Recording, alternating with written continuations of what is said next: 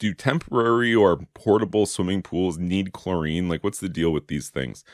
And I had that question asked to me by a family member because they were operating. It was one of these little temporary pools they picked up from the hardware store and a bunch of kids swimming around in it. And my answer is it a swimming pool? Yes. Then you need to be chemically maintaining it or the water is not safe.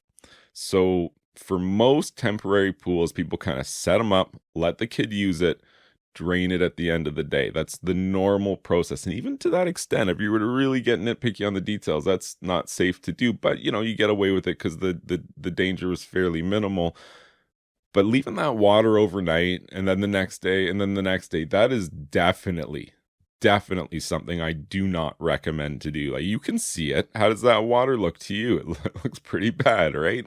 So the chlorine in a pool is your level of protection against a host of insidious, terrible things that can happen in unmaintained pool water. Doesn't matter if it's a big pool or a small pool or a filthy, stagnant puddle in your backyard. Untreated water is dangerous, and you definitely should respect that danger. So further to this, does this small temporary pool need chlorine? Like, I mean, every pool needs a host of chemical balancing and maintenance to it. A small above ground portable pool more so than most because it has a wholly inadequate or possibly no filtration system at all to assist in keeping this water clear. It's literally a worst case scenario. And then you look at the people who are using this pool, and I'm not judging little kids, but if there's going to be people who are not treating that water in a respectable way, it's going to be a handful of little kids. And so you can bet your bottom dollar that this water is not clean or anything approaching it. And basically, hour by hour, I would consider that water less safe and less safe. If you have an accident, if one of the kids has an accident in that water, forget about it. You got to drain it, clean, scrub everything.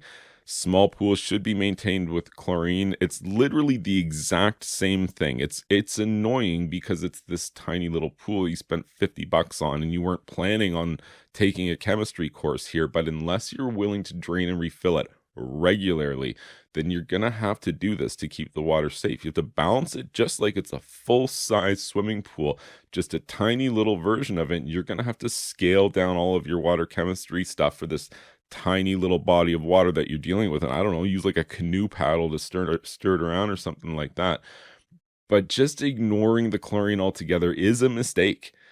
If you go searching and Googling for the information about like, oh, what can happen in like dirty pool water and stagnant water and stuff like that, you will not like what you find one bit. And that's what I said to the person who was asking me about this. Not only do the small pools need it, in my opinion, they need it more than the big pools. If you found this information helpful, please be sure to like this video and subscribe to my YouTube channel. And you can check out my website, swimmingpoolsteve.com.